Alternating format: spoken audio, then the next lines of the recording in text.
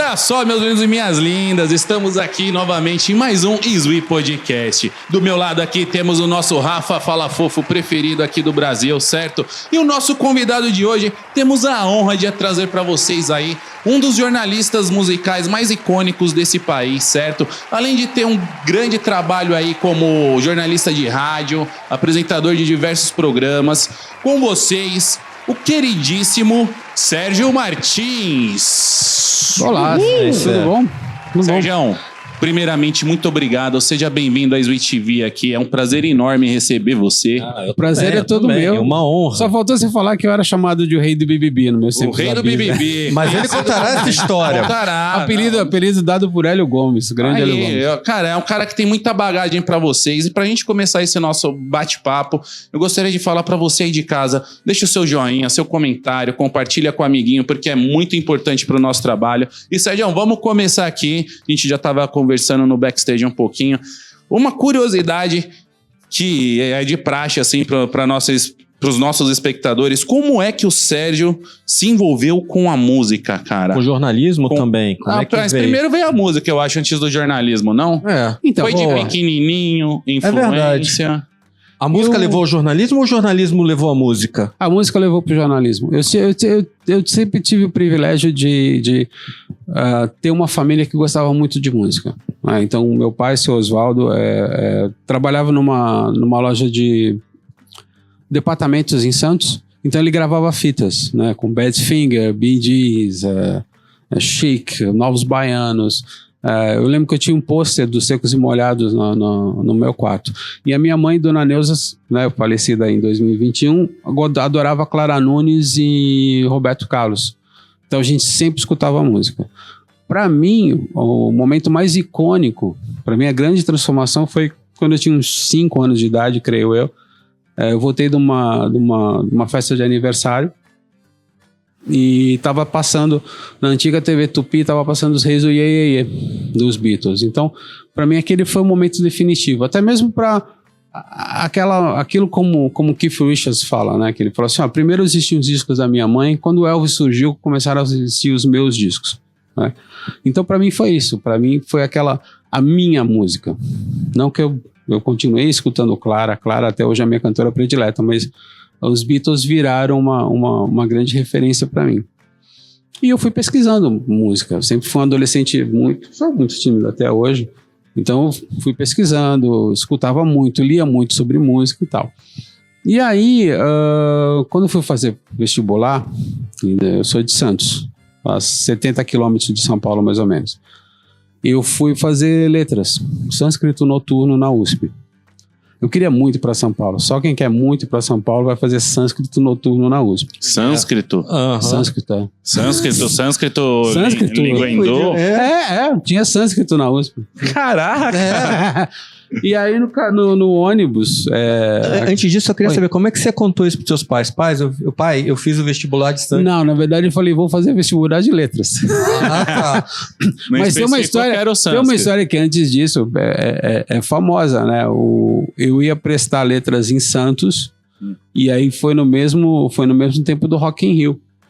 E eu fugi do vestibular, eu fui assistir o Iron Maiden no Rock in Rio. Estávamos lá. Meu pai queria me matar, bicho.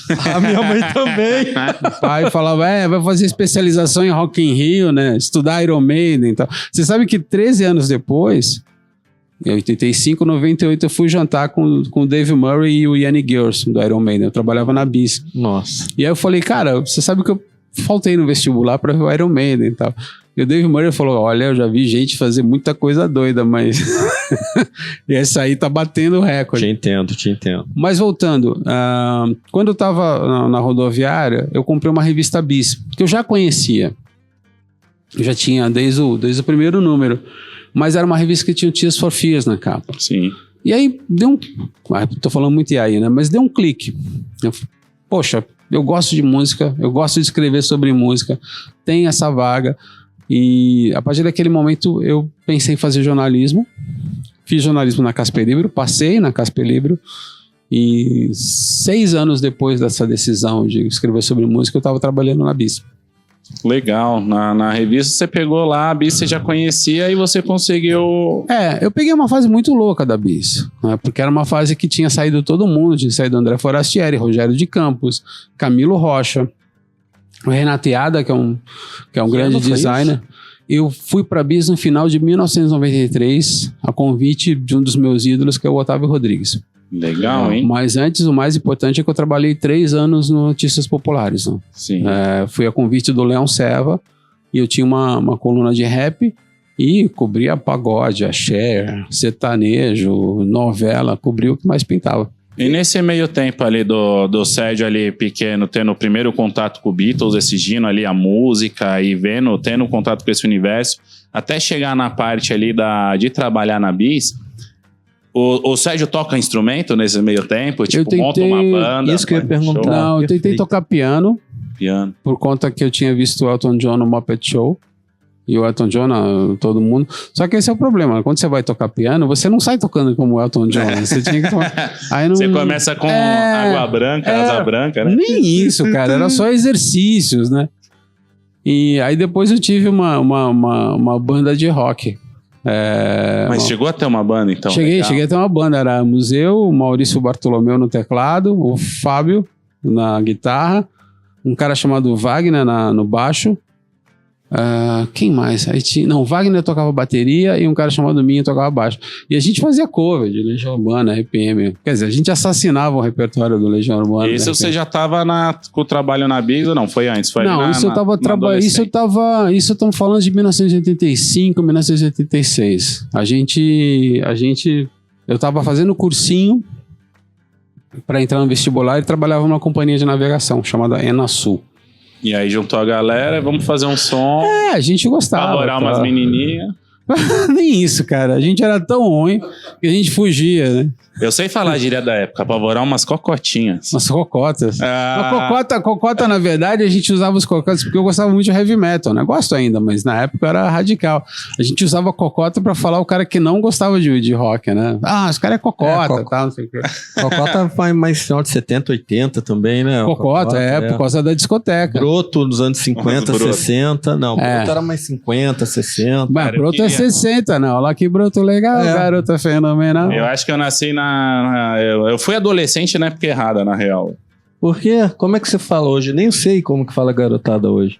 Garotada, mulherada? Como é que chama? Não chama Depende, você quer falar no termo normal? Qual seria a cocota de hoje? Cocota de hoje? Eu não vou falar isso, não. Não, deixa quieto. Mina é um termo. Minha cena do meu condomínio. Boa. Mas isso. Bem. Aí eu vim para São Paulo em 1987. Aí tem esse detalhe curioso, né? Meu pai não tinha condição de pagar a faculdade. Então eu fui trabalhar de segurança de aeroporto.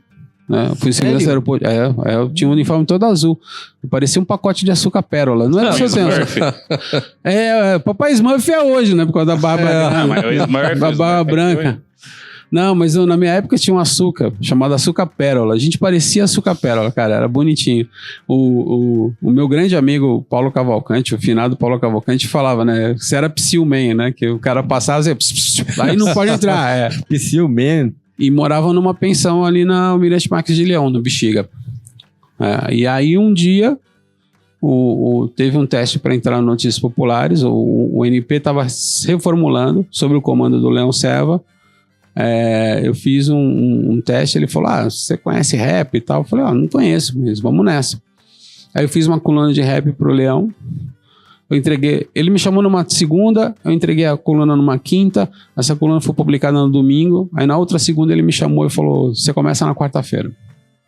Largo aquele... Aí, desde então, você jogou nesse mundo da Desde então, eu sempre trabalhei com jornalismo, Foi gostoso, tá?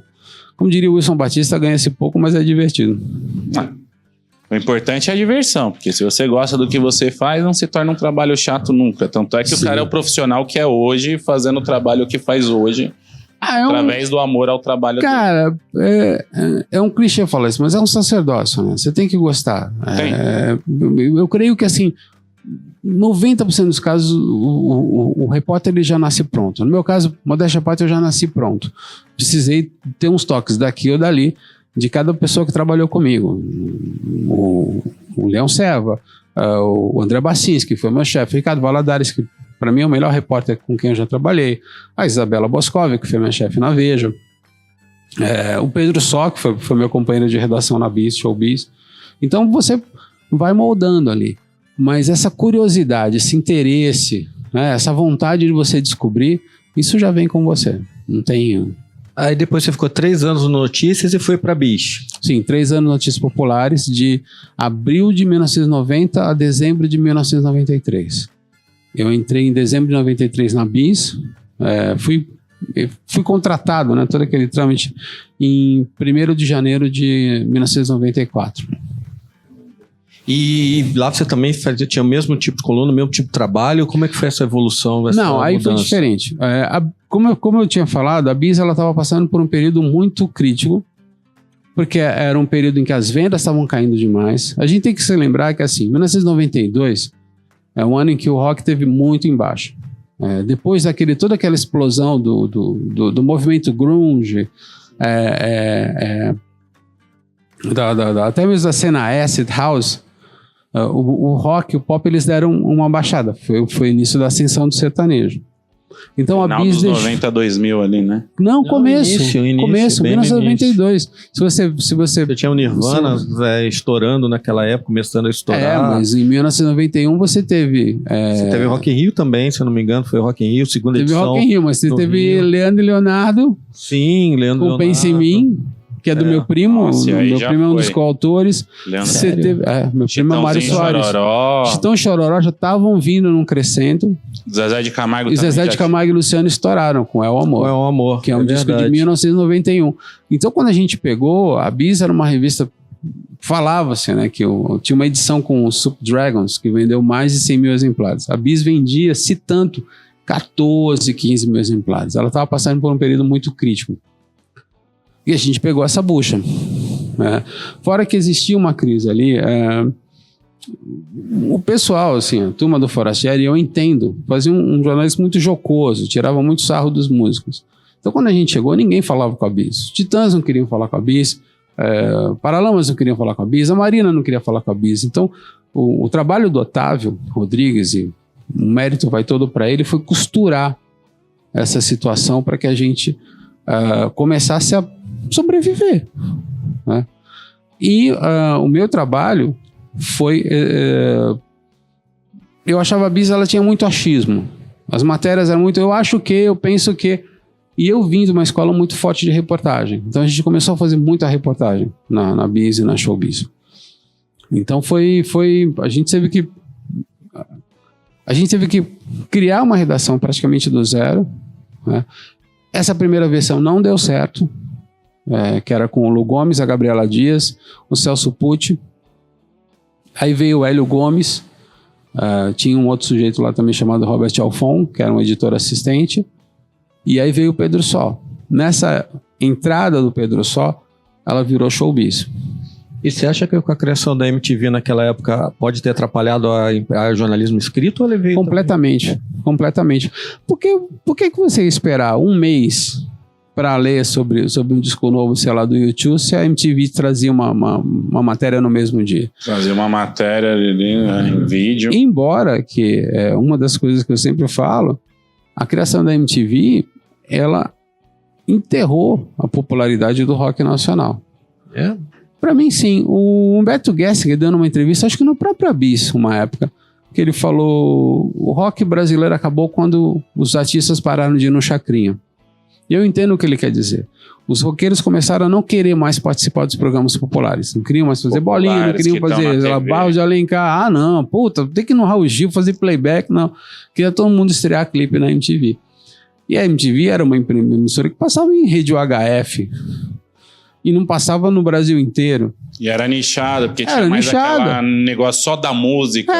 Os programas populares já não, já tinha show de calouro, já tinha... Então, para muita gente que como eu, só assistia a televisão nos canais normais, né, na TV aberta, né, como a gente fala, cara... Ficou, era só, porque eu só vou dar entrevista pra MTV, porque eu só quero falar pra MTV, eu só quero falar. E quem é que ocupou esse espaço? Os sertanejos. Os caras vieram nadando de braçada. E depois o axé, e depois todos os gêneros mais populares foram para esses programas e arrasaram. Tanto que, quando os Titãs lançaram o volume 2, o Marcelo Fromer espertamente foi lançar no Raul Gil. Porque ele sabia a importância. O Marcelo Fromer, na ocasião, até me falou uma coisa engraçada, né? Que eu falei, pô, vocês foram no Raul Gil e tal. E ele falou assim, nós somos os El Titãs. Os Titãs. Não, mas é boa sacada, né? Porque é isso que você falou mesmo. Agora, você colocando por essa perspectiva, não tinha parado pra pensar onde foi que o mercado ali deu aquela queda, né? Aquela sumida. E realmente, todo mundo querendo aparecer no hype da MTV, da Music Television, e acabaram os programas populares, porque assim, agora eu falo, não é todo mundo que assistia uma MTV. Agora todo mundo assistia um Chacrinha à noite. Eu posso imaginar que devia ser um saco, cara, fazer aqueles programas, porque eu ficava lá 4, 5, 6 horas esperando a sua vez. No caso do Chacrinha, público e notório, que o filho do Chacrinha, o Leleco, cobrava jabá, né? Isso que eu ia te perguntar agora, mas será que também essa questão do jabá e a MTV, não sei, não cobrasse também, não ajudou essa migração dos populares para MTV? Eu acho que vinha muito mais do fato de que assim, pô, você ia no programa do Chacrinha, aí o Chacrinha pegava você, jogava pra mulherada, né? Pô, aí elas arranhavam. Você tem toda essa coisa essa... Não vou falar humilhação, mas você tem que pagar toda essa, né? Fazer essa função que é chato. Esse apelo, né? Vamos E dizer você assim. ia público notório. O Leleco falava, você quer aparecer? Você vai fazer 10 playbacks no final de semana pra mim,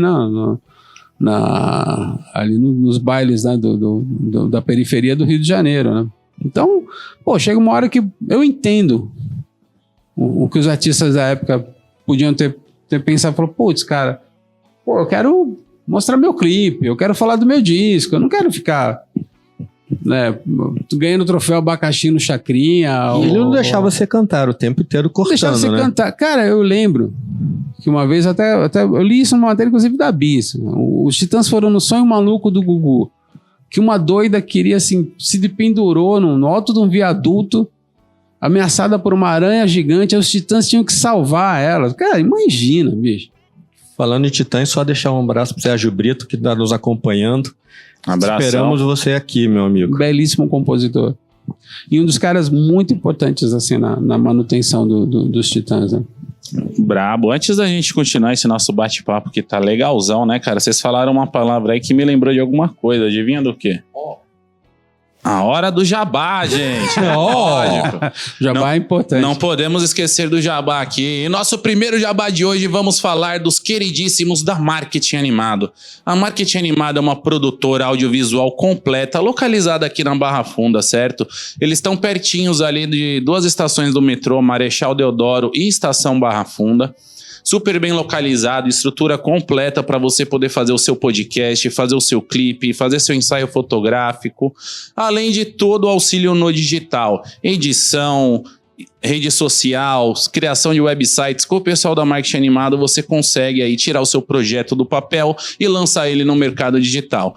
Estamos aqui nos estúdios, tá? Eles são a galera que fornece pra gente toda essa estrutura e para trazer esse programa de qualidade para vocês aí. O Sérgio tá aqui, não deixa mentir. Sim. Tá legal o espaço dos caras. Eles estão Tá fazendo ótimo, reforma. eu fiquei maravilhado. Ainda, eu adorei o sarcófago da múmia que tem aqui. eles estão reformando tudo ainda aqui para deixar o ambiente cada vez mais top. E é interessante como a Barra Funda é um bairro que tá crescendo muito, né? Tá tendo uma vida noturna aqui, cara, sensacional, maravilhosa. E pra vocês aí, ó, não percam, o site dos caras tá aqui, certo? Marketing Animado e Switch TV é nóis. E voltando do nosso jabá agora, vamos dar seguimento nessa conversa aqui com o Sérgio, que, cara, além de ser um excelentíssimo profissional, ele é um baú de histórias, assim, magnífico, cara. Não é não, Rafa? Sim, ele acabou de comentou antes do ar que ele está escrevendo um livro. Fala o que vai vir nesse livro. Quer comentar um pouquinho sobre essa sua trajetória de escritor agora, livro? Eu sempre tive essa vontade de registrar alguma coisa. E a minha namorada, Cibele, ela sempre falou assim, bota essas histórias em livro, Então, eu tô começando a rabiscar. Eu devo ter uns 5, 6 capítulos prontos. As crônicas de Sérgio Martins. E são bastidores de entrevistas e reportagens, né? Tem desde Deve ter sido muito, né, doideira, assim. Eu fico imaginando quais são os principais nomes, assim, você lembra, assim, de ter entrevistado, assim.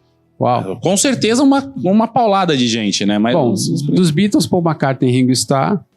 Nossa. Aí, Acabou. aí Calma. Mick Jagger, Keith Richards, Charlie Watts e Ron Wood, Jimmy Page, Robert Plant, Bono, Chris Martin, Bjork.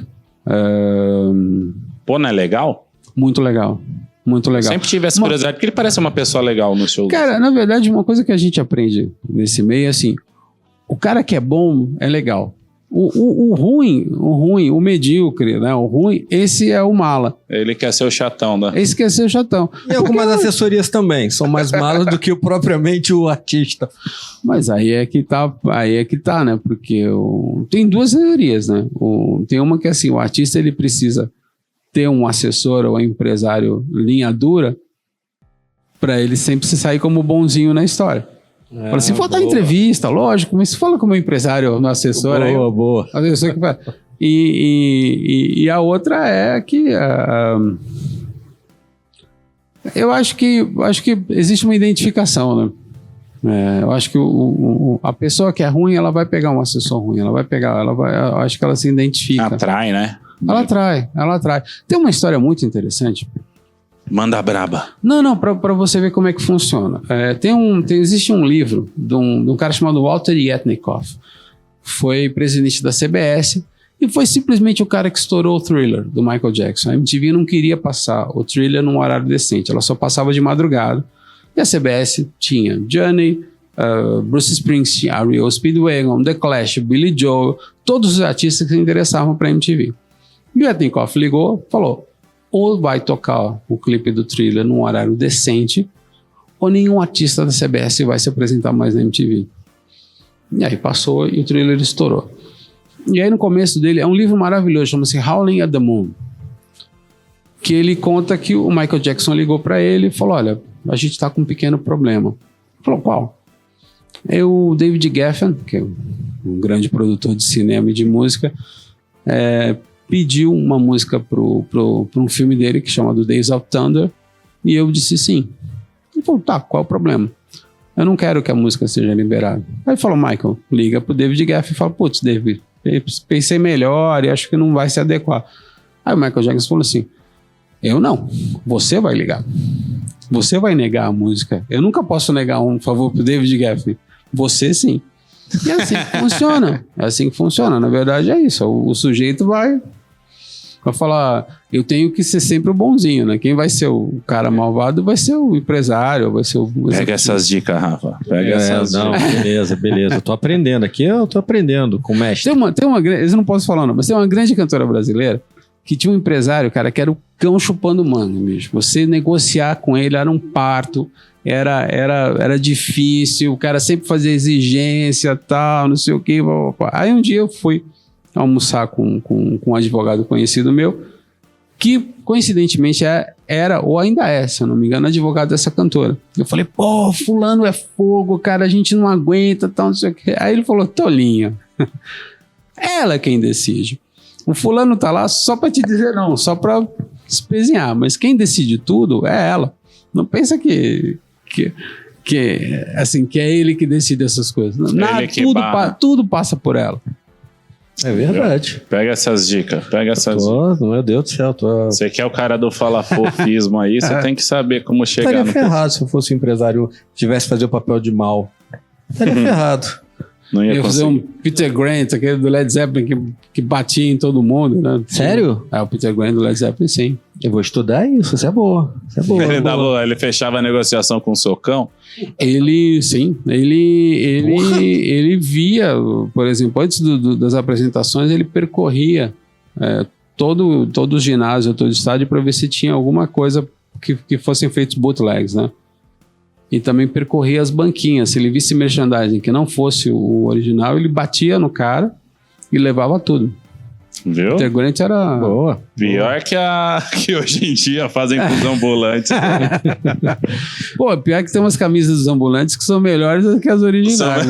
As originais. Às vezes eu fico vendo umas estampas também nos ambulantes e falo: mano, da onde o cara tirou essa estampa? Teve uma, cara. Eu não vejo nem em loja. Eu me arrependi muito. Eu fui num show de uma banda chamada Blackberry Smoke, acho que em 2019. Cara, as camisas piratas eram muito boas. Eu falei, não, vou comprar a original. Fui ver na original, falei, meu, tá muito feio isso aí. E voltando um pouquinho na tua história, aí você ficou na Bis... Eu fiquei na Bis de de janeiro de 94 a janeiro de 99. Aí chegou um período da minha vida assim, cara, eu já tinha entrevistado muita gente, eu já tinha feito muita coisa. E sabe quando você sente que virou uma fórmula, né? Virou uma rotina ali. Eu queria algo diferente. Inicialmente eu fui para um projeto da Som Livre, que era um projeto que era um site de venda de discos, mas com conteúdo jornalístico. Aí quando eu saí, eu indiquei o Ricardo Alexandre, isso está no livro dele. E aí um sujeito chamado Maurício Sticer me chamou para a revista Época. Eu fiquei 4 meses na Época. Entre outras, fiz matérias muito legais lá. Foi a primeira matéria que falava sobre autotune, por exemplo, foi eu que fiz, que foi uma matéria do disco da Tiazinha. Que usava autotune. Autotune. Aí eu fiz uma matéria legal sobre uma nova geração de artistas de hip hop e tal. O Ed Rock dos Racionais, isso em 99. Tava lançando um selo, nem sei se foi pra frente. E aí uma vez o João Gabriel de Lima, que era editor de espetáculos da Veja, marca um almoço comigo e falou, cara, eu tô cansado de abrir a Época e ver que você tem ver que a matéria de música de vocês é melhor do que a nossa. Vem pra cá. Aí eu fui pra Veja em junho de 99. Aí te pescaram pra Veja? Pescaram pra Veja. E aí na Veja também você continuou fazendo o mesmo tipo de trabalho, né? Jornalístico, musical, né? Artístico? Sim, sim. Inicialmente eu fazia mais crítica, que não é algo que eu goste tanto. Mas principalmente sobre o comando da Isabela Boscov, eu comecei a fazer mais reportagem, que é o que eu gosto. Então, na época da Isabela, foi o período que a gente deu uma capa muito legal sobre música sertaneja, a gente deu uma capa muito legal sobre o funk, uma matéria, para mim, histórica sobre o Elvis Presley, uma matéria histórica sobre Nova Orleans, como é que Nova Orleans estava sendo reconstruído e tal. Fiz uma matéria sobre a Rocha, né? Porque a Isabela, ela tinha uma confiança, né, de eu chegar e falar, sei lá, Isabela, tem uma tribo de canibais que toca heavy metal, só que para chegar lá eu tenho que desbrenhar a selva.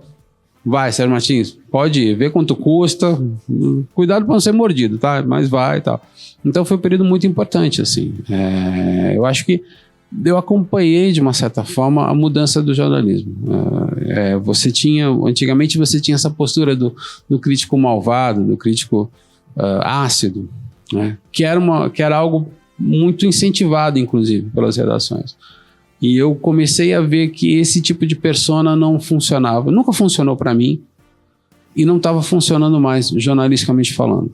As empresas se cansam fácil desse tipo de profissional. Então eu comecei a fazer mais reportagens musicais. E aí foi onde expandiu, né? Porque sim, você certeza. Pode fazer, ao invés de você fazer, igual você falou, a crítica ali, ser o cara mal da história, você se torna o cara interessado sobre a história do cara. E vai o cara interessado e meu chefe naquele período, que era o Jean Teixeira, falou, pô, Sérgio, você é o cronista de um determinado período ali da música. Então quando eu ia para Salvador fazer uma matéria sobre a Rocha, que era um gênero que ninguém conhecia, a gente fazia isso, falava, olha, esse gênero que chama-se a Rocha faz sucesso, você não conhece, né? Você está em São Paulo, está no Rio, você vive nessa bolha, mas isso aqui faz muito sucesso. Ou quando eu fui com o Luiz Maximiano, que é um fotógrafo que é meu parceiro de vida, assim, a gente foi fazer uma matéria incrível sobre frevo, por exemplo, ou sobre o forró das pé de serra. As matérias de funk e de sertanejo foram feitas com o Luiz Maximiano. Ter essa audácia de mostrar de mesclar, né? E de mostrar esses gêneros diversos, contar a história dessas pessoas. Como é que fica na cabeça do jornalista que você tem teu gosto pessoal de música? E como é que você consegue separar? Vou fazer uma matéria sobre frevo, mas eu não gosto do frevo. Eu vou fazer uma matéria de uma coisa que eu não suporto, mas eu tenho que ser o profissional. Porque você tem que ter na tua cabeça a ideia de que você tem um patrão. Seu patrão é o leitor. Eu não faço revista para mim. Eu não faço revista para meus amigos. Eu faço revista para o leitor. Pode ser que o leitor não goste de arrocha ou não goste de funk, mas é necessário que o leitor conheça. Eu não chego em casa e boto um disco do Wesley Safadão, mas eu sei a importância de um cara como Wesley Safadão. Sim. E mesmo que o leitor não goste, é interessante pro leitor falar assim, como é que esse cara, de quem eu nunca ouvi falar, na maioria das vezes, faz 30 shows por mês, tem uma renda de não sei quantos milhões, né? Como é que funciona bastidor, essa engrenagem que sustenta um cara como Wesley Safadão? Sim. O grande erro para mim, que acometeu as revistas de música, é essa ilusão de assim, eu vou fazer revista para mim, eu vou fazer revista para os meus amigos, eu vou dar uma matéria grande, sei lá, que eu amo, por exemplo, só PJ Harvey, porque eu gosto, porque é legal. Você acha que isso talvez tenha sido um dos motivos do fim da MTV? Então, não sei, a MTV tem vários fatores que levaram ao fim, tanto que eu acho que não, eu acho que na questão da MTV, porque a MTV tinha programas interessantes. Você pegava os programas do Gastão, os programas do Gastão eram muito interessantes. E todos os programas que ele apresentava, eram programas extremamente jornalísticos, extremamente informativos. Mas eu acho que houve um problema ali da MTV, que ela tentou se popularizar e ela não só não ganhou esse novo público, como perdeu o público que ela já tinha. Que ela já tinha. Isso é uma visão minha, não sei se é certo ou não. Acho que esse que é o grande problema. O Gastão, no Vilela, ele chega a comentar que um dos problemas da MTV foi a cabeça dos novos diretores, ele estava com o Regis, e segundo, a popularização. Eles começaram a passar Beija-Sapo, começaram a passar o próprio sertanejo, isso foi... Então, é que a questão não é, eu acho que não é o que eles, mas como eles fizeram na época essa migração de nicho, de sair ali de algo que era exclusivamente rock para abrir para um sertanejo, para o funk, aconteceu o que o Sérgio falou. Eles não atingiram o público que eles queriam atingir, porque já tinham outras mídias trazendo essa informação, e eles acabaram perdendo o público que tinha, porque era aquela galera fervorosa. Por exemplo, eu sou fã digamos assim, eu sou um fã de heavy metal. Aí eu sei que toda quinta, às 10 da noite, nem sei, tinha o Fúria Metal. Uhum. Aí você liga, aí tá lá um quadro com Adriano e Galisteu e com um menino lá do Baba Cósmica, um game show. Aí você olha e fala assim, que porcaria é essa? Cadê o meu programa de heavy metal? Eu não vou assistir mais essa porcaria. Eu não quero assistir mais isso. Sim. Então, pra mim tem muito isso. Você tem uma questão ali você tem uma questão de fidelização do público, né, que pode não ser um público grande, mas é um público que vai te assistir toda hora. É uma coisa que o Carlos Arruda na Bis falava jocosamente dos 14 mil chatinhos que compram a Bis todo mês. Eu preferia ter os 14 mil chatinhos do que fazer com o que foi feito com a Showbiz, que botava mulher de biquíni e tal. Mas só outra história. Mas é isso, você tinha um público ali que acompanhava a MTV, que acompanhava. Eu mesmo adorava assistir os programas do Gastão, porque, era sempre uma aula. O Massari era sempre uma aula. O próprio Daniel Benevides, que tinha, de vez em quando apresentava o Lado B, era sempre uma aula. Aí você tira essas pessoas, você coloca VJs pouco versados nesse assunto. Aí você começa a expandir para joguinho e para programa com axé, para programa de sertanejo. Outra pessoa que eu adorava na MTV, a Soninha. Soninha tinha um programa de MPB muito bom. Você trabalhava com uma audiência mais qualificada. E depois virou um game show, virou uma bobagem. Eu nunca mais quis assistir MTV na minha vida. Muita gente teve esse impacto aí com a MTV, mas... Passado, né, cara? O futuro agora é Sweet TV pra vocês, Sweet TV, certo? Guarda esse nome. A MTV ainda existe, né? Ela existe, mas virou isso, né? Mas uma pena também quando a gente vê... Mas também... não é mais legal que a gente, não. Não. Quando a gente vê exemplos também de rádio, como a Fluminense do Rio, que também teve uma baita história com o Luiz. 97, que era a rádio de rock aqui em São Paulo. A Ipanema no Sul. Do Mauro Borba, né? A Fluminense saiu o filme ano passado, o lançamento, muito legal. Como foi criada a Rádio Ipanema era o Mauro Borba, né? Não vou saber. Acho que era o Mauro Borba. Peço desculpas por isso. Cara, na Bis a gente tinha cada convite maluco. Uma vez a gente foi assistir foi convidado para ver um show de Ratones Paranoicos em Buenos Aires. É argentino, sim. E aí eu acho que eu fui conhecer o Mauro Borba, tava o Júlio Reni, Sim. tava o Marcelo Ferla. Meu Deus do céu. É.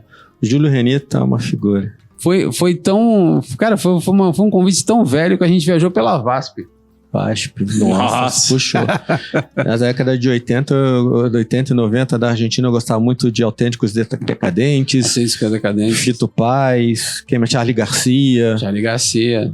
Tinha uma galera que eu adorava lá. Eu descobri depois o Seru Hiran, né? Que era que era uma banda com o Charly Garcia, tinha o Pedro Aznar, que era o baixista. Sim, e também tinha um sucesso monstruoso do Paralamas na década de 80 e 90. Paralamas seria o top dos top lá. Os caras idolatravam os Paralamas. Duas bandas que eu conheci lá, assim, comprei disco lá e gostei, foi Soda Stereo. Soda Stereo, nossa, eu esqueci de falar de Soda Stereo. E o Babasônicos. Babasônicos, mas Soda Stereo pra mim também era top. Não, Soda Stereo era de quem que ganhou 2 versões, né? De música que La Música Ligeira, se eu não me engano, a música virou da Música Ligeira pelo Paralamas e o Capital fez uma versão com a sua maneira, né? Sim, bom, eu tenho que estudar mais um pouco, mas nossa, a década de 80 e 90 marcou muito pra mim o rock argentino. Isso eu queria, eu sempre tive essa curiosidade, é bom ter tamanho gabarito igual o seu aqui pra tirar essa curiosidade, cara. Teve muita banda nacional e também banda gringa, né, nesse período de 90, 80, 90 ali, 90, que sim. eles faziam versões, né, então, por exemplo, tem muitas músicas nacionais que são versões tem muita gente autorizadas. Que roubou, né, cara? E também muita coisa disso de plágio, porque, falaram que o Ozzy Osbourne, por exemplo, tem uma trilha dele lá que em 1960 e alguma coisa, o tiozinho do sertão já tinha lançado uma música. Não, você tem a história da Vanusa, né, que é aquela canção hoje também que tá What tendo... to Do, que era o Sabbath, Bloody Sabbath. Mas se você pegar, eu fiz até Isso que eu ia perguntar, como é que você vê essa troca, né, de versões? Às vezes tinha versões que eram oficiais, homologadas, tipo Nenhum de Nós tinha o aval do Bowie pra fazer o Astronauta de Mármore, né? Mas tinha outras versões que você falou, que o cara pegava a base ali, fazia a dele. Metiam a mão, né? Metiam a mão. Uma vez eu falei com o Dinho, falei, cara, Ainda é Cedo é a Means to an End do Joy Division, né? Ainda é Cedo Legião Urbana. Aí o Dinho falou, e que país é esse I Don't Care, dos Ramones? Mas em Buenos Aires também fizeram muitas músicas baseadas no Paralamas também. Também? Várias versões em castelhano total. Você vê que era Paralamas escancarado. Mas versão ou apropriação indébita? Os dois. Os dois. Você tinha a música que eles só pegavam e traduziam e cantavam no castelhano, e tinha outras músicas que você entrava no início da música e falava, Paralamas. De repente começava, olá, e quando você fala, putz, de onde veio? Mas você sabe que tem muita coisa, por exemplo, o Raul Seixas sempre foi um grande ladrão de canções, né? Sério? Tem uma música que ele fez pra Lilian Leno. Cara, eu não lembro o nome da música. É Ballad of John e Yoko, dos Beatles. Rock das Aranhas é uma canção chamada Killer Dealer. Seu moço do disco voador, né? Tem Hey Mr. Spaceman, won't you please take it? Que é do The Birds. Caraca. Então não é o pessoal do Pisadeiro que começou a fazer isso aí hoje, não. O pessoal do Pisadeiro Porque o pessoal do Pisadeiro, ele pega umas músicas lá da gringa e transforma no forró, irmão. Isso vem desde o início dos anos... Pimenta também, até eles pegam os Beatles e põem os Beatles samba. Mas isso vem desde o início dos anos 90. Que as bandas de forró pegaram assim, cara, tinha a versão daquela do Bryan Adams, Everything I Do It For You, versão forró. Tinha um monte de música versão forró. Até o dia... E eles simplesmente pegavam a canção, botava uma letra, botava a batidinha deles e lançava. Fazia adaptação técnica. E não pedia autorização pra editora. Até o dia que, reza a lenda, chegou um cara, acho que foi da Warner Chappell e tal, foi lá e falou, bom, então, queremos não sei quantos milhões, ou vocês pagam, ou a gente vai meter um processo que vocês vão passar 7 gerações pagando, assim. Isso no Tecnobrega, em 2005 eu fui para Berlim fazer uma matéria sobre Tecnobrega. Aí os caras me mostraram uma versão, assim, aquelas batidinhas. Eu falei, cara, isso é Van Halen? O cara Van Halen, era aquela, acho que era Wings do Van Halen, alguma coisa assim. Os caras meteram Van Halen ali. Caramba. Tinha uma música da Tecno Show, que era a banda da Gabi Amarantos, que era uma versão de True Colors da Cyndi Lauper. E os caras não registravam, né, cara? Porque, principalmente ali no Tecnobrega, era tudo disco pirata, né? Os camelôs vendiam gravações piratas desses caras. Então, o que o cara vai reclamar? De qual editora que vai reclamar? Baseado em quê? Sim, faz sentido. Mas e também tem um caso agora, há pouco tempo, da Adele também, né? Que a Adele também tá sofrendo tem uma amiga, inclusive uma amiga minha que tá cuidando desse caso, que é a Débora Stagenberg, né? Eu tive uma visão sobre esse negócio dos lances, uma pessoa, um grupo, né? Só pra voltar um pouquinho, Mamonas Assassinas. Porque depois de velho, tudo bem, eu entendi que eles faziam mesmo na sátira dos caras, pra pegar a base. Mas depois de velho eu entendi que tipo Shopping Saints é tipo Should I Go, saca? Sim, mas era uma gozação. Era gozação. Dá pra você ver que eles eram realmente uma paródia, né? Eles pegavam ali a música e faziam essa paródia. Eu não tenho propriedade pra falar essa questão da Adele, porque tem uma questão... Eu não sou músico. Então tem uma questão, acho que das sete acordes, não é isso? Que... Tipo uma pauta, né? Tem um intervalo. Você tem uma sequência de acordes que configura se é plágio ou não. Agora, as canções as melodias são semelhantes. Mas até aí, é aquela história. O cara pode ter escutado, não estou sendo advogado do diabo nem nada, mas o cara pode ter escutado, ficou ali na cabeça, e na hora de gravar, fala, pô, essa melodia aqui, não sei. Aí bota. Pode ser, ter acontecido muito disso também. Tem uma história muito engraçada que é assim, uma vez um compositor processou o Roberto Carlos, dizendo que a canção O Careta, de Roberto Erasmo Carlos, era um plágio de uma música que ele tinha feito. E aí o João Marcelo Boscoli, meu grande amigo, foi perguntar para o pai dele, o Ronaldo Boscoli, que era o roteirista dos shows do Roberto, falou, você acha que o Roberto plagiou? Ele falou, filho, é o seguinte, o Roberto tocou tanto, influenciou tanto que esse cara provavelmente pode ter feito uma canção inspirada no tanto que ele ouviu de Roberto Erasmo.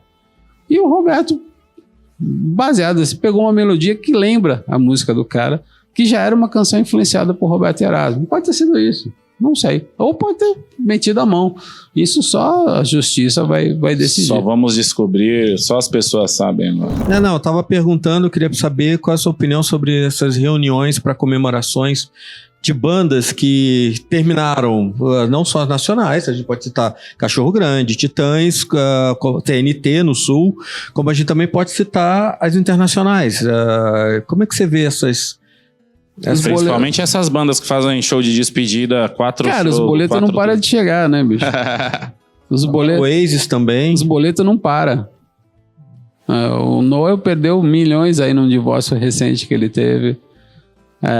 Eles sabem que é talvez a última chance de ganhar uma grana que eles nunca viram, né? E o término será que já é uma jogada de marketing pensando numa reunião futura? Quem? O término da banda já não seria uma jogada de marketing?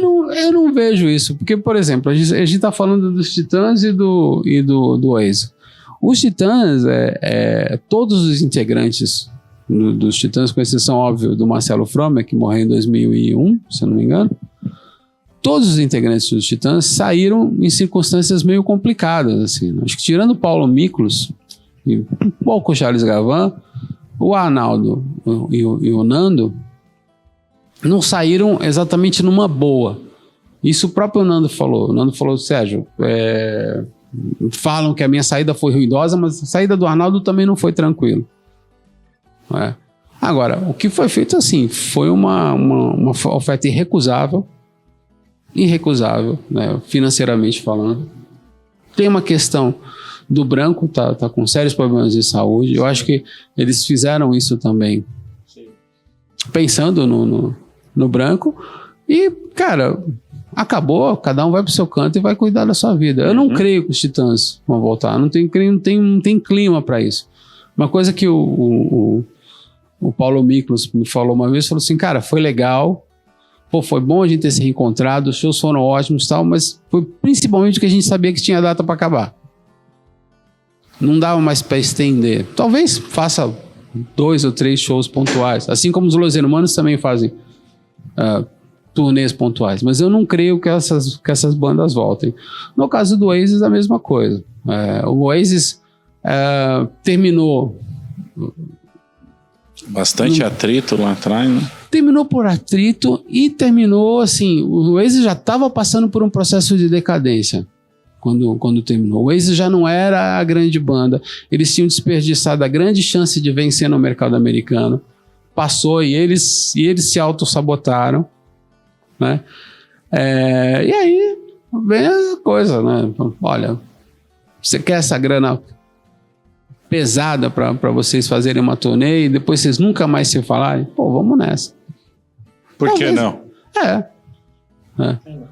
Eu vi um meme falando do Oasis, o maior medo de todo fã brasileiro. Já viu esse meme? Qual aí? é? O maior medo de todo fã brasileiro. Aí tá lá o show, comprar o ingresso pro show e os caras brigar antes do show começar. Igual Sabe o que eu acho curioso em relação ao Oasis? Porque tem um show que eles brigam, né? Eles saem do palco sempre. E acaba o show. Cara, tem o famoso acústico MTV que o Linha alegou que tava com problema de garganta e só o Noel se apresentou e você viu o Linha do camarote enchendo a cara de cerveja, dando tchauzinho. Tá? Imagina, pro público americano. Sabe o que eu acho curioso em relação ao Oasis? É o seguinte, eu vi o Oasis de uma certa forma no auge, em 1998, primeiro em São Paulo. Vi, inclusive, uma apresentação deles de aniversário no Shepherd's Bush, em Londres, em 2001. Dizem que eram fantásticos, né? A entrega de show deles no começo. Não, 93, 94, eles também estavam bem. Não diria isso, não, cara. Fantástico, não. Bonzinho. Não, era bom, as músicas eram muito boas, mas os caras Oasis não são o que a gente chama de entertainers, entendeu? É o Liam cantando com a mão pra trás, né? É o Noel ali no canto dele. Eu não sei, posso estar errado, mas as pessoas estão indo achando que vão ver um espetáculo, né? Tipo Coldplay. Coldplay, um Blooming Group da vida, né? Conversa com a plateia e tal. Cara, não vai ser assim, não. Nossa, ou um Foo Fighters, né? Que eu nem gosto. Mas, pô, o Dave Grohl é um frontman, a banda vai, toca umas 3 horas. Cara, o Oasis, de palco, pô. Sim. O Oasis é protocolar, cara. O Oasis, assim, é uma banda que é muito legal, os shows são muito bacanas, mas eles não entregam nada além do que prometem, assim. Fica a dica pra vocês aí, viu, gente? Fica a dica. Eu vou assistir com o maior prazer mesmo. Vão lá no show do Oasis lá, mas ó, 2 perspectivas vocês têm que ter aí, hein? Não vai ser um espetáculo com interação, muita interação. E a segunda coisa, os caras podem brigar antes do show começar. Pode ser. Cara, fora que por mais interação que tenha, você não vai entender nada, né? Porque eles têm aquele sotaque super carregado de Manchester. Pô, e falar pra você uma coisa, eu trabalhei exteriormente, falo inglês fluente, mas o sotaque britânico, aquele carregado interior, cara, eu não consigo. O Cockney, né? Eu tenho uma dificuldade absurda pra entender o que esses Cockney é muito difícil. Engraçado. E Sérgio, antes da gente voltar depois da Veja, o que você está seguindo hoje? O que você está vendo hoje no mercado de gente nova, Isso de banda nova, de cantor novo? O que você está vendo que está... Que eu gosto? Que você indica? O que você está vendo que está legal aí no mercado? Cara, eu fiquei fascinado por um trombonista chamado Josiel Conrad. O cara faz uma mistura de jazz com funk, né? Funk tambozão, que eu achei muito legal. Muito legal. Então, um cara de uns 30 e poucos anos. Tem uma banda chamada Belim do Pará, que eu acho interessante. Eu aplaudo muito o êxito da Lineker e do João. Eu conheci o João em 2018. Puta, ele era um moleque que estava começando e se tornou um mega star. Goste-se da música dele ou não, mas ele é um cara que construiu a história dele. Que mais? Tem umas bandas assim que eu escuto e me encanto, assim, mas tem uma que chama, acho que é Pluna, se eu não me engano. Pluna ou Luna. Agora eu não fiz. Cara, eu entrei de férias, aí voltei, ainda não voltei, na verdade, ainda tô com a cabeça meio assim. Mas tem uma banda. Mas tá, é um mercado interessante. O único problema é que eles não têm onde escoar, né? E o que quando você escuta uma música, te irrita, que te fala, putz, isso aí nem de graça? Quando eu acho que ela não é feita de verdade. Feita, você diz de verdade, é feita comercialmente, feita pra vender, tipo. Um produto comercial. Quando é uma música... Cara, a gente... Eu nem sei se essa expressão pode ser usada, mas a gente é tudo macaco velho.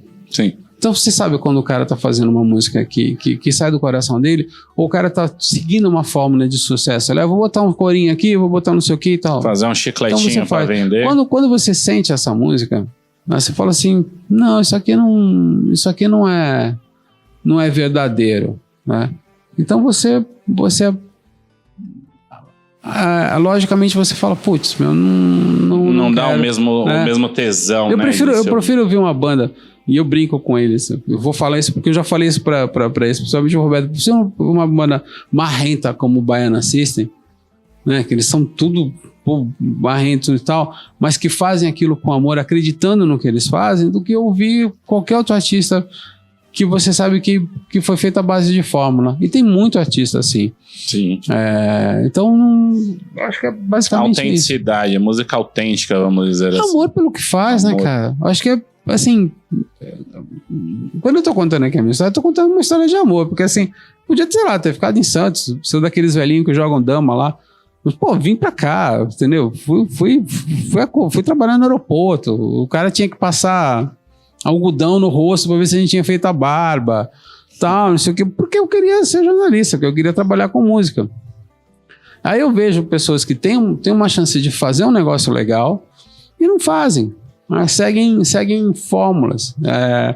Uma vez, em qualquer gênero, uma vez tinha uma dupla sertaneja que perguntou alguma coisa pra mim, duas meninas assim, e aí elas mandaram os rascunhos de umas canções assim.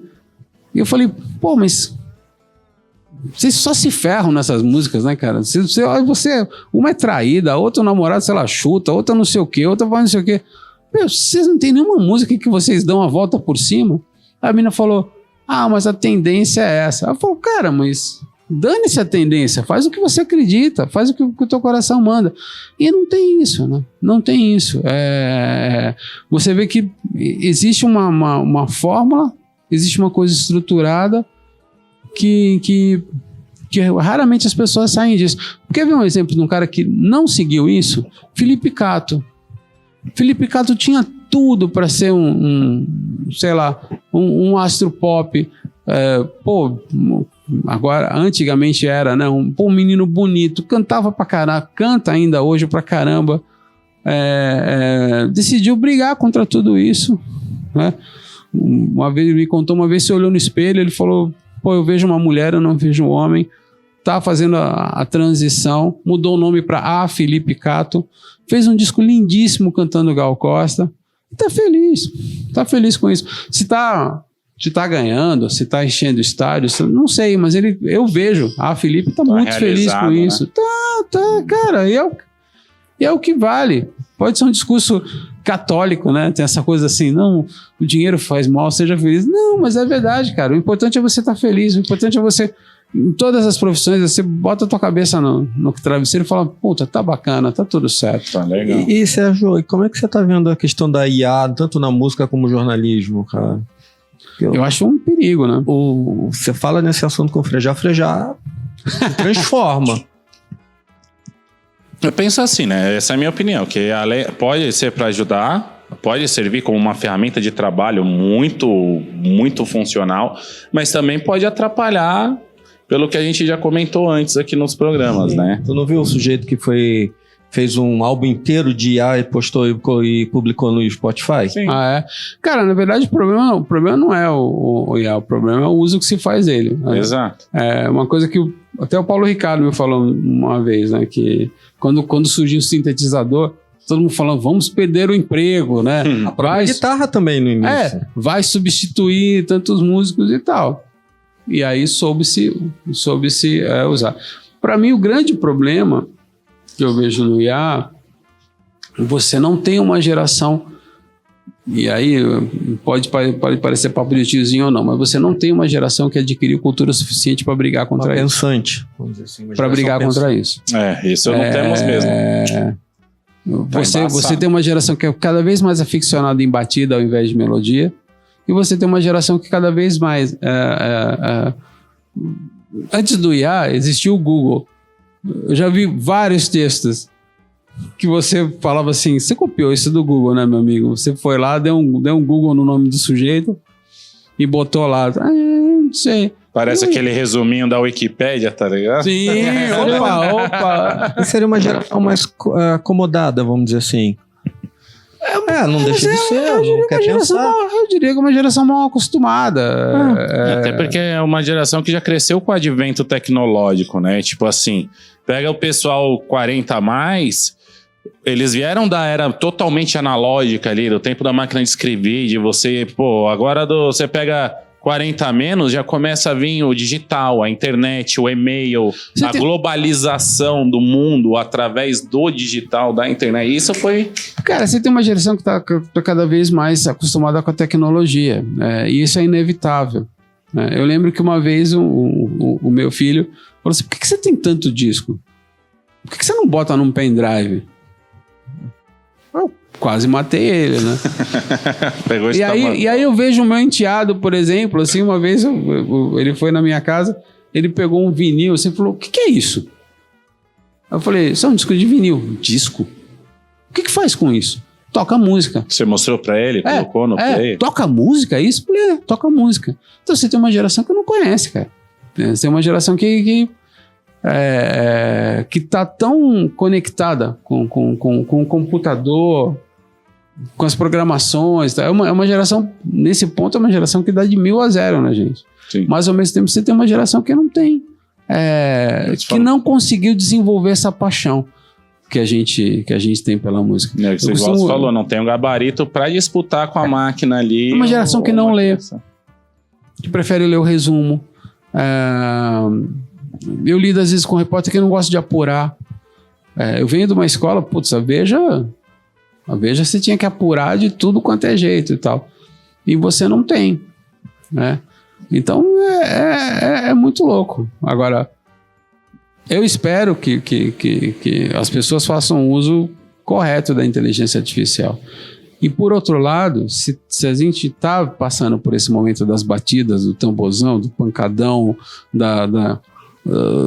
enfim, desse tipo de música mais mecânica, eu tô vendo por uma geração que está cada vez mais carente de uma boa melodia. Eu tô vendo uma geração que está cada vez mais procurando descobrir. Não é à toa, por exemplo, infelizmente não passou no Brasil, mas o canal Max, né, fez um documentário sobre o Yacht Rock, né, que é aquela música feita por Doobie Brothers, Christopher Cross, Steely Dan, Toto. Puta, o documentário é maravilhoso. E tá tendo e assim, aí você tem caras como Questlove, né, do The Roots, que tá o band leader do programa do Jimmy Fallon, falando desses caras fazendo playlist e tal. Eu sou sempre um otimista. Eu creio que assim, vai ter uma parcela de pessoas que falam assim, putz, cara, é sempre a mesma batida, sempre a mesma coisa. Será que não tem nada diferente? E vai procurar. A gente descobriu muitas bandas autorais, né? Principalmente no quesito rock, no gênero do rock. E a gente tem visto hoje que aqui no mercado nacional, a molecada mais nova, 20, seus 30 menos aí, vamos colocar 25, 24, 23, eles estão com interesse muito legal no rock, mas em som curioso, em coisa nova. Porque assim, o tradicional a gente já conhece, que é o classicão que a gente tem aí já no mainstream.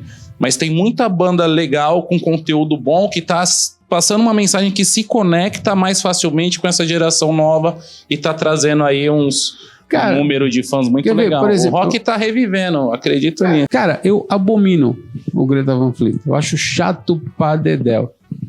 Mas eu acho notável que você tenha uma banda de moleques de 22, 23 anos que façam rock and roll. Eu lembro que eu tenho um cara que trabalhou comigo na Veja, na editoria de fotografia, que é o Ismael Canosa. E ele tem um filho que toca guitarra e tal. E aí tinha um show do Greta Van Fleet na Áudio, que fica aqui perto da Metrô Barra Funda. Eu falei, Ismael, vamos lá, deixa que eu levo teu menino pra ver o Greta Van Fleet. Porque é importante você ver um moleque de 20 e poucos anos que tá aprendendo a tocar guitarra, ver outros moleques de 20 e poucos anos, da idade dele, com os mesmos gostos que ele, com as mesmas referências que ele, tocando rock and roll e tá num palco ali. Entendeu? Então, assim, musicalmente me agrada? Não. Mas socialmente, ou filosoficamente falando, isso muda a perspectiva dele, né? É muito importante, cara. É muito importante. É um incentivo que falta, assim. Tá bom. Cara. Sou? Eu sou o produtor Fala Fofo. Voltando então um pouco, você ficou na Veja e me conta depois da tua carreira profissional pós-Veja. Então, eu entrei na Veja no dia 1º de junho de 99 e saí da Veja no dia 14 de fevereiro de 2020. Aí foram 20 anos e 8 meses. Aí passou um período, eu me divorciei, aí passou outro período, veio o lockdown, né? Assim, tipo, veio... Aí a gente não tinha nada, né? Não tinha... Tudo estava fechado para quem trabalhava com jornalismo e entretenimento. Então, inicialmente, para não enlouquecer, eu criei um programa chamado Insta Live. O que era? Todo dia, às 7 horas da noite, eu pegava o meu telefone, botava no Instagram e fazia uma live com algum artista amigo meu. Tipo o Henrique Portugal, do Skank, o PJ, do Jota Quest, o Léo Ramos e a Isa Salles, do Scatolove. Aí depois o programa foi ganhando corpo, aí o Daniel Boaventura fez, o Chitãozinho fez... o Emanuel Araújo não, perdão, acho que é o irmão do Cristiano Araújo, acho que é, bom, sei lá, fez, o Samuel Rosa fez, a Pablo Vittar fez, a Cláudia Leite fez. Legal.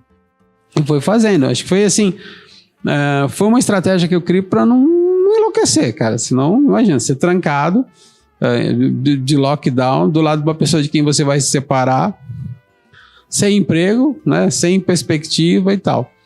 E aí, a partir do momento em que o lockdown foi dando uma amenizada, né? A pandemia foi dando uma amenizada, e eu comecei a fazer. Eu comecei a fazer texto para Etc., que é uma revista com a qual eu colaboro até hoje. O primeiro número foi um perfil do Nelson Mota. Eu comecei a colaborar para GQ, né? Comecei a colaborar para Carta Capital e comecei a colaborar com a Abramos, na Associação Brasileira de Músicos e Autores, com o qual colaboro até hoje. Tirando a Carta Capital, que me dá um calote, todos eu estou cobrando publicamente isso, todos eu colaboro até hoje. Aí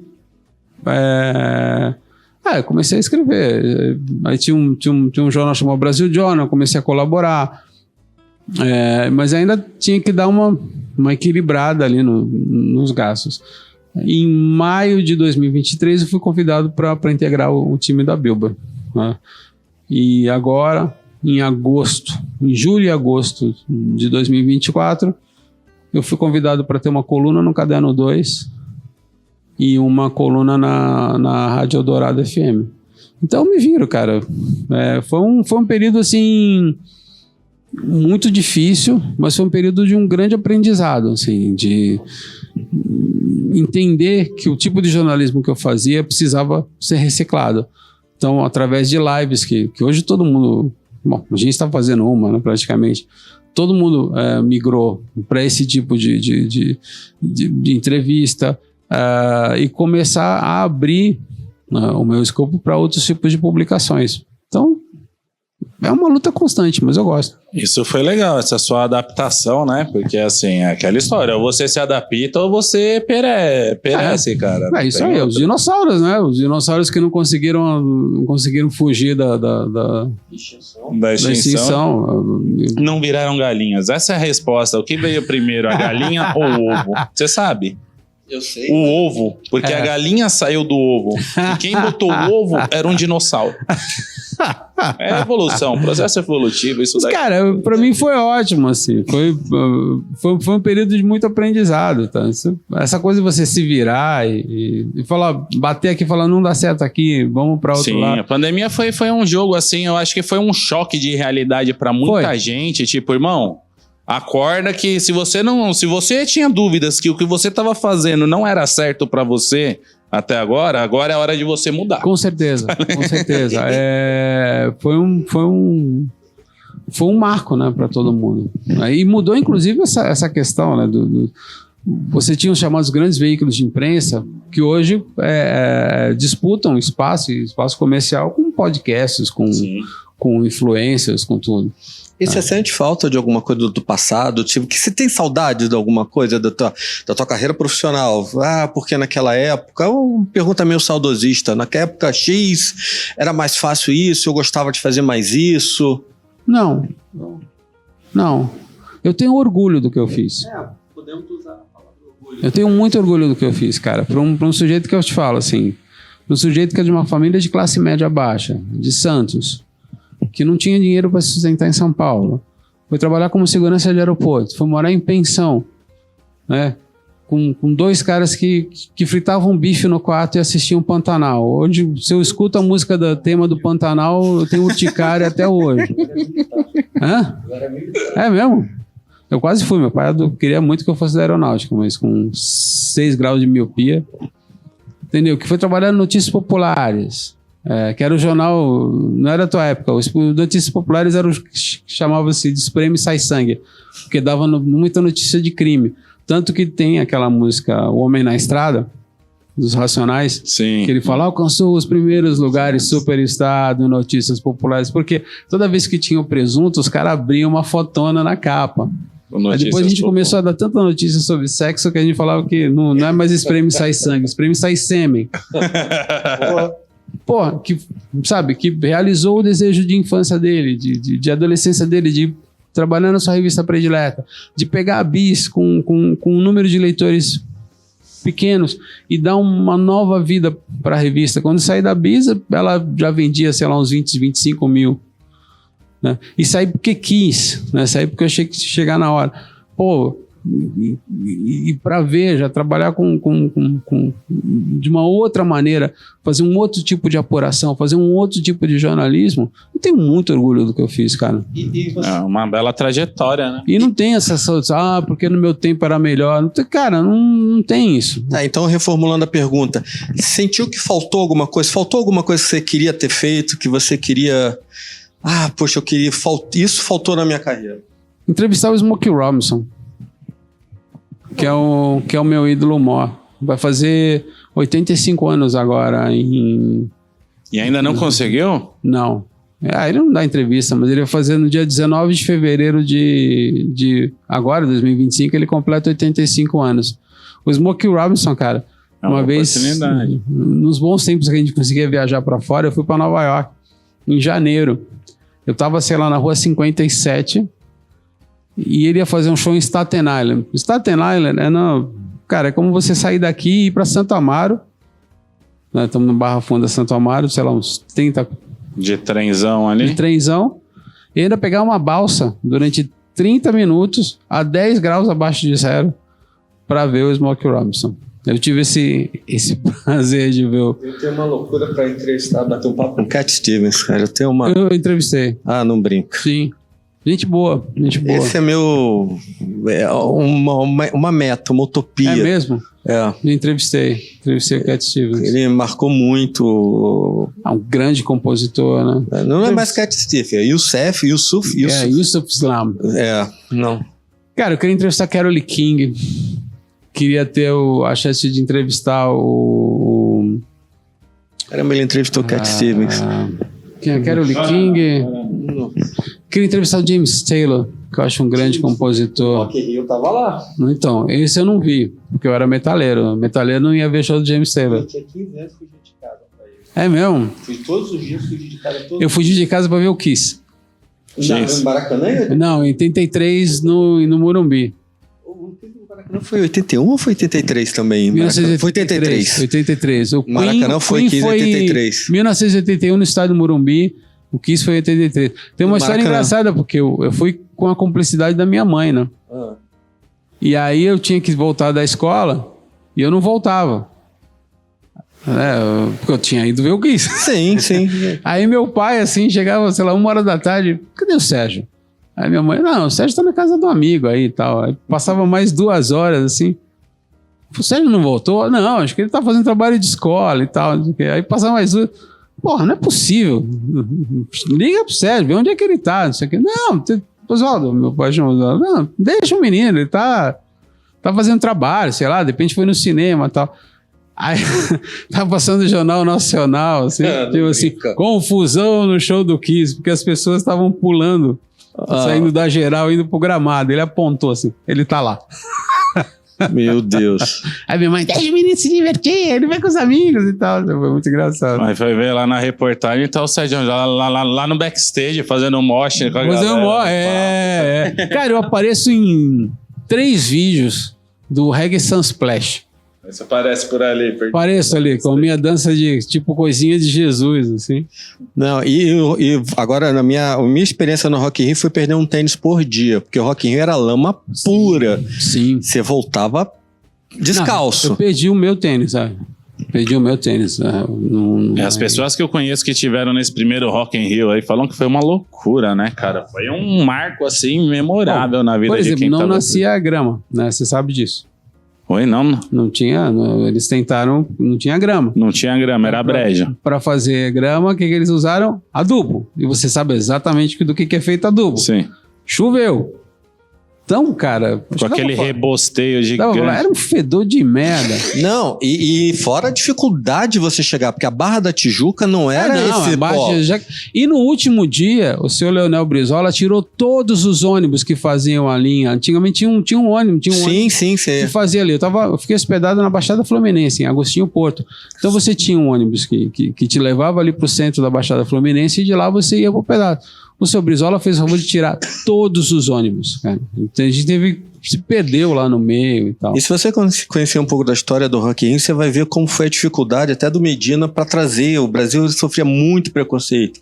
Ninguém queria tocar no Brasil. Porque os caras eram roubados, né, quando ninguém queria tocar no Brasil. Então foi por isso que marcou tanto o Rock in Rio. Acho que foi a primeiro boom com tantas estrelas, tantos astros, né? Cara, eu creio que o Rock in Rio foi quase no mesmo período que eu fiz o vestibular, né? Um ano antes. Mas eu pra mim, eu tenho certeza que o Rock in Rio botou uma semente ali. Sim. De você ver aqueles caras e falar, poxa, um dia eu vou estar querendo fazer alguma coisa parecida, eu vou estar querendo fazer alguma coisa. Mas eu lembro quando, até hoje, um amigo meu, Maurício, me ligou, falou, você viu o Jornal Nacional? Falei, não, tô em casa, tô fazendo lição e tal. Falou, Sérgio, tem um maluco aí que tá dizendo que vai trazer o Yes, Ozzy, Queen, Iron Maiden, Scorpions, que eram bandas que estavam, assim, em cima em cima da crista da onda. Em cima da crista, assim. Aí eu falei, Maurício, vai te catar, cara. Pô, cara, fake news. Eu falei, são 8h30 da noite. Ele falou, Sérgio, é verdade, bicho. Tem um cara que diz que tá trazendo isso aí. E foi o Rock in Rio. Eu lembro... Cara, você assistiu o Yes? O som... Cara, e olha que não era formação clássica, né? Já veio com uma formação mais pop. Você vê a Nina Hagen, o Queen, então nem se fala, né? O Iron Maiden. Foi um negócio... É interessante, né? Porque hoje a gente tem essa coisa blasé de falar, pô, Metallica de novo, meu. Pô, antigamente você falou assim, cara, tá vindo Iron Maiden. Pô, tá vindo Queen, você ficava alucinado, né? Com hoje em dia, basicamente, todo ano tem show de algum deles por aí. Todo ano tem um show de algum deles. Mas assim, antes não era todo ano. Não. Mesmo depois do Rock in Rio, cara, foi muito difícil. Muito difícil você ter... Pai, a gente tá falando de 1985, foi o Rock in Rio. Em 1987, começou a dar uma melhorada. Veio The Cure. E o Hollywood Rock também.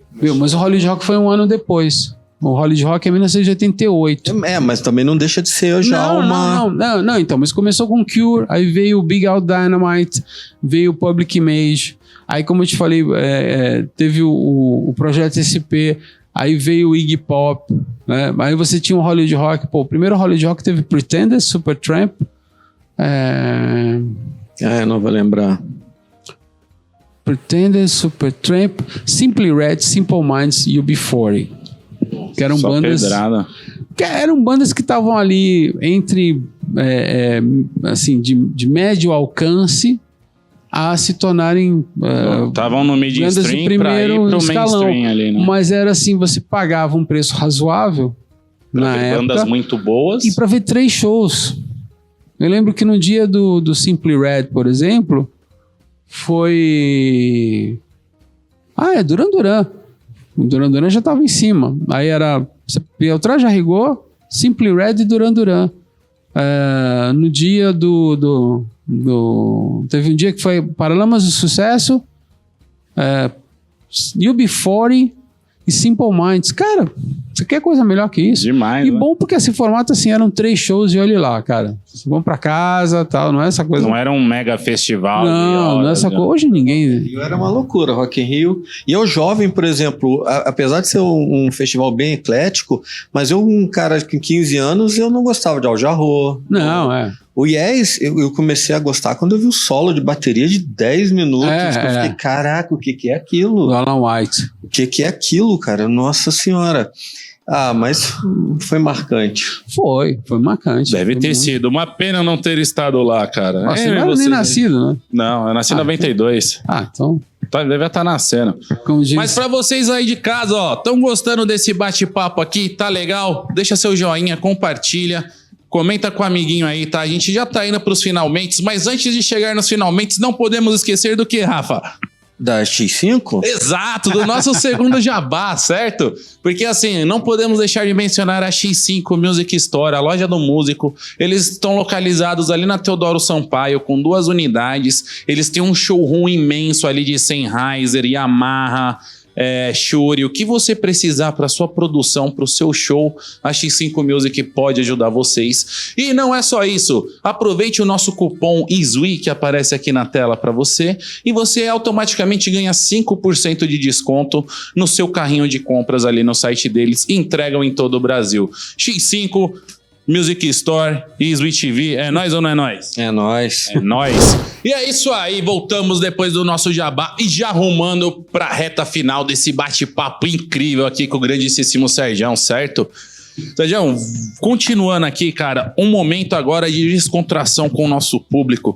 Gostaríamos que você contasse uma situação engraçada, algo inusitado que te aconteceu durante alguma reportagem, durante alguma entrevista, algo de backstage assim.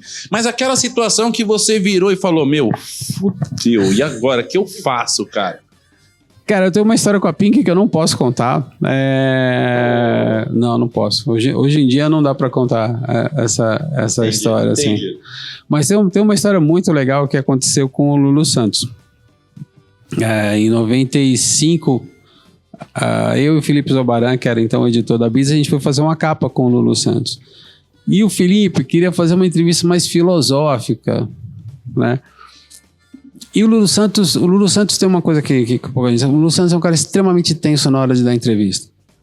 Ele fica muito tenso, depois ele vai se soltando, dependendo da qualidade da entrevista. E o Felipe começou com umas 2 perguntas patafísicas, místicas e apologéticas e tal, não sei o quê.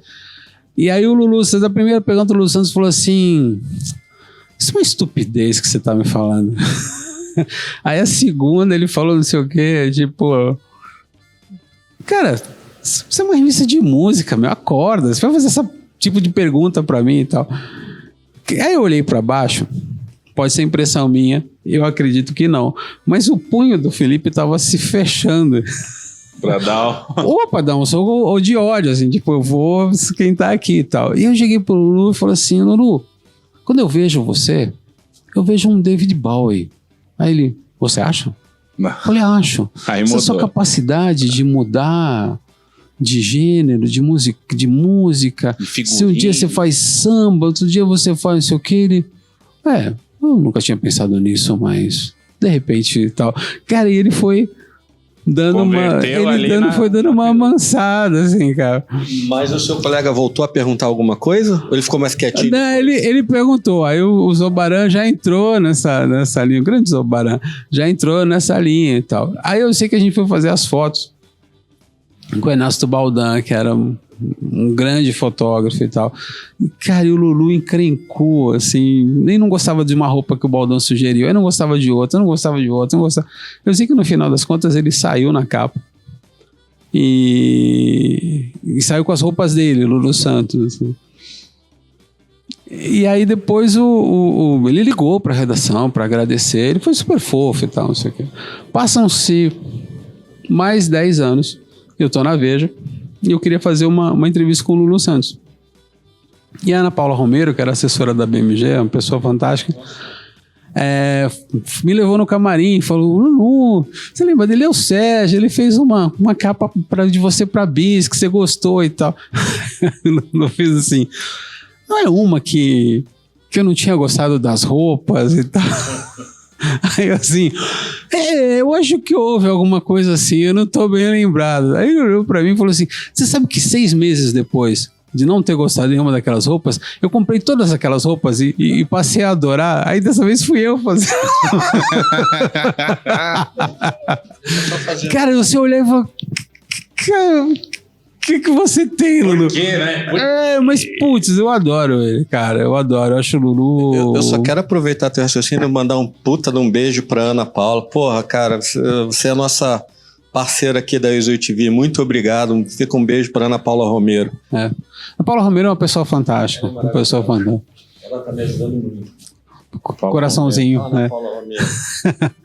Mas o Lulu foi isso, assim, a gente passou, cara, a gente passou vários perrengues, bicho. Na capa de funk estávamos eu e o Luiz Maximiano, a gente foi fazer o MC Smith em São João de Meriti.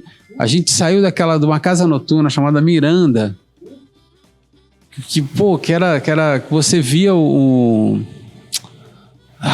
ficava na Gávea, você via aquele morro.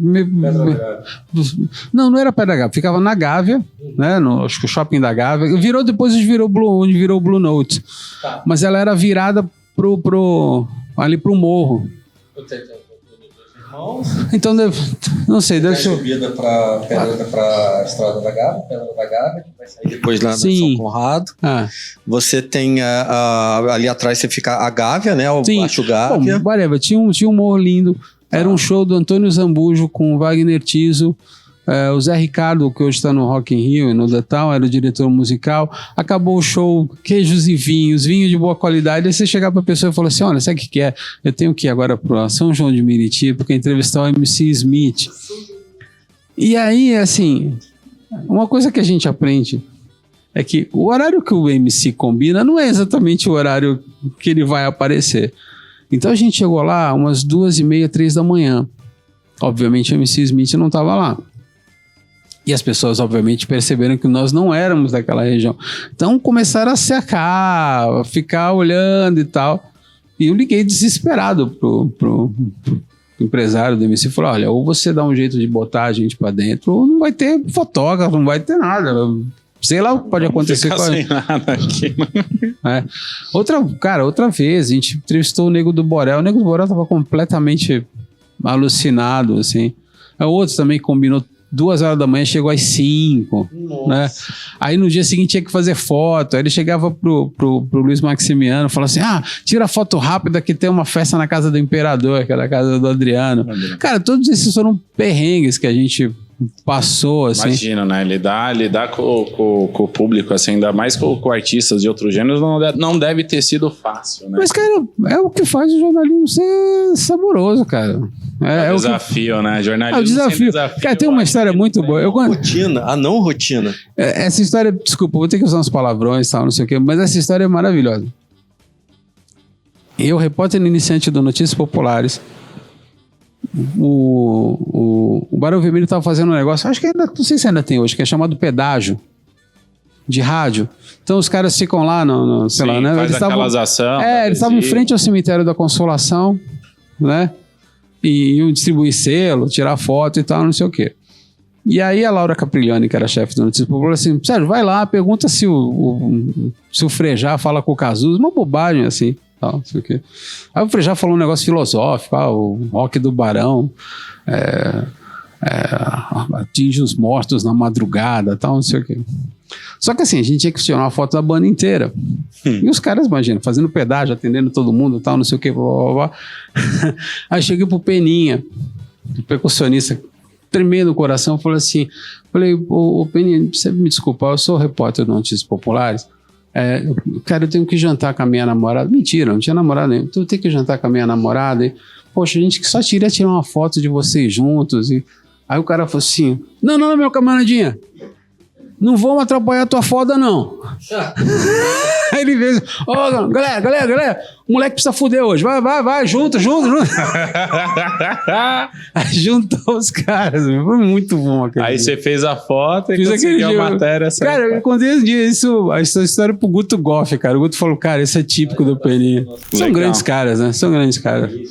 Legal demais essa história aí. Pô, é muito bom falar contigo, Sérgio. Eu espero que tenha muitas mais oportunidades de conversarmos. Amém. Eu gostaria que você deixasse pro pessoal de casa agora suas redes sociais, como o pessoal encontra o Sérgio, para mandar alguma matéria, de repente algo interessante. E também o Momento Coach. Você já passou várias dicas aqui, se vocês não viram, volta lá atrás e acompanha. Você passou várias visões pra galera, mas agora é o momento de você falar, de repente aquela pessoa que tá nos assistindo que sonha em ser um repórter, sonha em trabalhar com o jornalismo e gosta dessa área. Tem uma banda também. Tem uma banda também, porque esse é o cara da música, né? Então agora é o seu momento naquela câmera. Para a câmera da verdade. Bom, meu Instagram é smartins15, o Martins é com Z, você vai, e o número 15 você pode achar. Eu tenho uma coluna na Eldorado FM chamada Conversas Musicais, que entra ao vivo toda terça-feira às 8 da manhã, mas você pode escutar depois nas plataformas de streaming. Eu escrevo de 2 em 2 semanas no Caderno 2, do estado de São Paulo. Eu sou atualmente repórter especial da Billboard, ou seja, você pode ler as minhas reportagens lá. E de vez em quando escrevo na Piauí, na GQ, no Brasil Journal. Eu sou uma figura fácil de achar. Eu agora vou fazer um projeto de um canal no YouTube com o Fábio Cristianini e com o Rodrigo Bartz, que são as pessoas que também cuidam do canal do YouTube do meu grande amigo Regis Tadeu. Conselho, cara, estuda, leia, escute, fale. Não existe na história, seja na música, seja na literatura, seja no hábito de você criar galinha. Não existe história de alguém que consiga se destacar sem fazer esforço, né? Se é o que você quer fazer, se é o que você gosta de fazer, cara, vai nessa, mas nunca descuide de estudar. Nunca é tarde para aprender. Eu estou falando de um cara que foi começar a estudar música erudita, por exemplo, com 32 anos de idade, quando eu fui para a Veja. E hoje eu entendo um pouquinho sobre isso. Então é isso, nunca desiste de fazer o que você acredita. Mas se é o que realmente você acredita, cara, dedique-se ao máximo, porque eu nunca vi um grande profissional se destacar sem fazer esforço. Bravíssimas palavras para vocês verem aí, ó. Que o cara, além de ser um jornalista incrível também, ele é muito sábio, cara. Provavelmente essa experiência acumulada ao longo aí de anos lidando aí com pessoas muito doidas dessa termina. Boas, muito doidas. Muito doidas. E Sérgio, pra gente encerrar, na Switch TV é nós ou não é nós, meu mano? Hã? Na Switch TV é nós ou não é nós? É nós. É nós. Sim.